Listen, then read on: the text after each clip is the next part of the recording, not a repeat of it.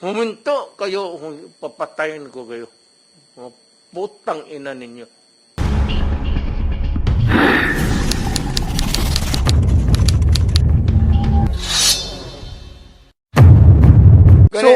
Ganito kasi, Yes, sir. pinatawag ninyo ako dito. Hindi ko kayo pinipilit na maniwala sa akin. Makinig kayo kasi ako galing talaga sa baba. At itong lahat na ito dumaan sa akin. Koy, lahat yan. Gamboa. Bato.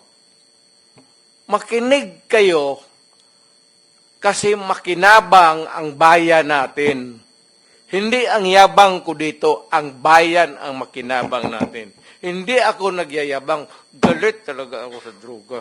Kasi sinisira nila ang bayan ko. Ang mahirap dyan, ang mga anak. Yun ang sinasabi ko, lalo na yung mga nanay na nagtrabaho doon sa Middle East, na rape, inaabuso ng mga putang ina nila. Tapos magpadala ng pera dito para sa pag-aral ng mga bata.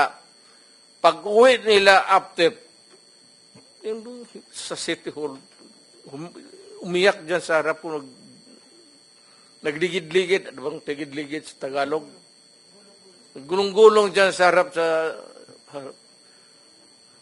Kasi yung pinapadala ng pera pala na, yung dalawang anak niya, babae, puro doon sa droga na punta yung... Kaya kung makita mo,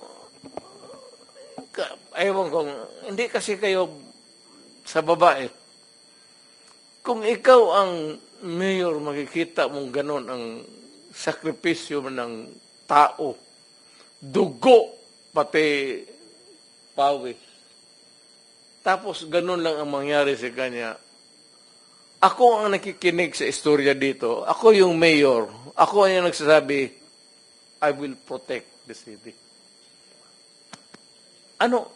Putang, pakahipokrito ko naman. Wag na lang akong mag-mayor kung wala akong gawin. Kaya ang daw sinabi ko, stop or patayin kita. Magdiretsahan na lang ako. Total, akin lang naman to. Allow me because yun ba talaga ang totoo. Ang ganap ko, huminto kayo, papatayin ko kayo.